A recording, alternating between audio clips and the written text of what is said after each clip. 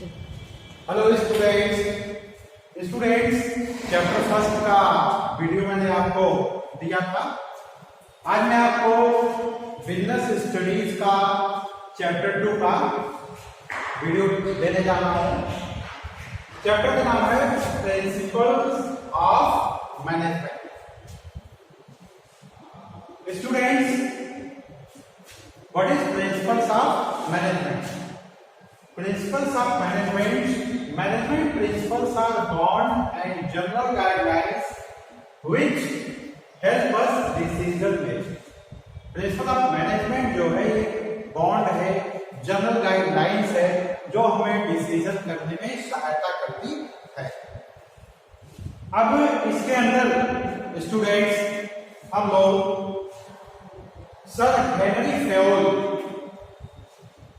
ने जो सिद्धांत दिए, जो प्रिंसिपल्स दिए, उसके बारे में हम लोग स्टडी करेंगे।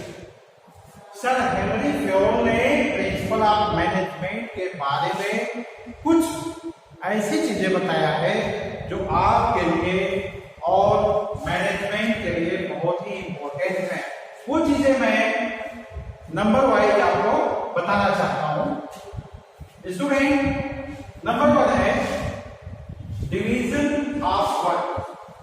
सर हेनरी फेयोल का यह मानना है कि किसी भी मैनेजमेंट को अच्छी तरह से चलाने के लिए, अच्छी तरह से उसे कंटिन्यू रूप से सक्सेस बनाने के लिए हमें निम्नलिखित चीजों को मीन्स दीज पॉइंट्स को क्या करना चाहिए, डिनोट करना चाहिए। फर्स्ट क्या है students, division of work. Sir Henry Fayol ने बताया है कि डिवीजन ऑफ वर्क जो है बहुत ही मस्त है। इसका क्या मतलब हुआ, जैसे मान लीजिए वर्क है, ढेर सारे वर्क है, तो वर्क को जब हम डिवाइड करके कराएंगे, जब एक ही व्यक्ति पर ज्यादा वर्कलोड होगा तो वो व्यक्ति सक्सेस नहीं होगा काम करने में। दूसरी चीज है, जब एक ही व्यक्ति से हम कई तरह के काम करवाएं तो कभी भी एक्सपर्ट नहीं हो सकता। सर हेनरी फेयोल का यह मानना है कि हम काम को छोटे छोटे भागों में बांट लें और छोटे छोटे भागों में बांट करके ही वर्क को कराएं। ऐसा करने से भविष्य में जो व्यक्ति जिस वर्क में लगा रहेगा वह व्यक्ति उस वर्क को आसानी से करते हुए कुछ समय के बाद वह उसका एक्सपर्ट हो जाएगा और इस तरह से डिवीजन ऑफ वर्क होने से वह व्यक्ति उबेगा भी नहीं और अपने कार्य क्षेत्र में उसको एक्सपर्टनेस आ जाएगी। तो स्टूडेंट, ये डिवीजन ऑफ वर्क हो गया। इसके बाद अथॉरिटी एंड रिस्पॉन्सिबिलिटी, ये जरूरी चीज है स्टूडेंट, अथॉरिटी एंड रिस्पॉन्सिबिलिटी। इसका मतलब हुआ कि किसी भी व्यक्ति को अथॉरिटी मिलनी चाहिए, किसी भी व्यक्ति को अथॉरिटी मिलनी चाहिए कि वो डिसीजन को ले सके। ऐसा नहीं है कि हम सारी अथॉरिटी अपने पास ही रखते हैं। जैसे मैनेजमेंट में क्या है कि मैंने आपको बताया था कि 3 काइंड्स ऑफ मैनेजमेंट होते हैं, टॉप लेवल, लोअर लेवल या मिडिल लेवल जिसको कह सकते हैं, इसके बाद लोअर लेवल। तो ऐसा नहीं है कि अथॉरिटी और पहले अथॉरिटी दें, फिर अथॉरिटी देने के बाद हम उसे रिस्पॉन्सिबिलिटी दें। अथॉरिटी उसके पास रहेगी तो फिर वो रिस्पॉन्सिबिलिटी भी वो व्यक्ति लेगा। तो अथॉरिटी और रिस्पॉन्सिबिलिटी में बैलेंस होना चाहिए। ऐसा नहीं है कि हम अथॉरिटी उसको दे ही ना, रिस्पॉन्सिबिलिटी हम मांगने लगे, या हमने अथॉरिटी उसे थोड़ा दिया, रिस्पॉन्सिबिलिटी ज्यादा बना दिया। ऐसी भी चीज नहीं होनी चाहिए। हम उसको अथॉरिटी दें कि ये आपकी अथॉरिटी है, आप ये वर्क कर सकते हैं किसी भी एम्प्लॉइज को, और अथॉरिटी देने के बाद फिर हम जब वर्क होगा उसमें प्रॉफिट आएगा, लॉस आएगा, वर्क अच्छी तरह से होगा, वर्क में कुछ कमी रहेगी, तब जाकर के वो पर्सन क्या होगा, रिस्पॉन्सिबल बनेगा। ये थोड़ा सा अच्छा लगता है। जब अथॉरिटी उसे देंगे तो रिस्पॉन्सिबिलिटी, दोनों में बैलेंस होना चाहिए। There should be balance between authority and responsibility.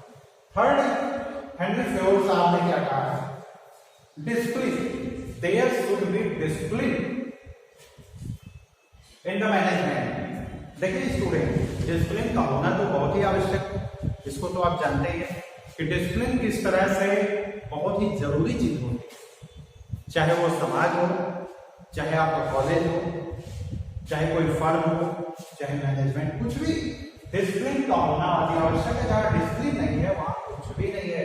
इसलिए डिसिप्लिन के लिए हेनरी फेयोल ने कहा है कि there should be code of conduct होना चाहिए। अगर कोई व्यक्ति डिसिप्लिन को नहीं मानता है तो उसके लिए फाइन की व्यवस्था किया जाए, यानी उसको उसके ऊपर जुर्माना लगाया जाए कि उसने ऐसा गलत काम किया है। इसलिए डिसिप्लिन का होना बहुत जरूरी है, कोड ऑफ कंडक्ट का होना बहुत जरूरी।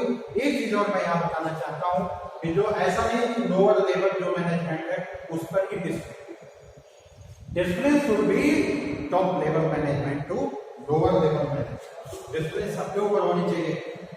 जो व्यक्ति कोड ऑफ कंडक्ट, जो व्यक्ति लॉ को तोड़ेगा, निश्चित रूप से उसे फाइन भरनी पड़ेगी, उसे पनिशमेंट मिलेगा।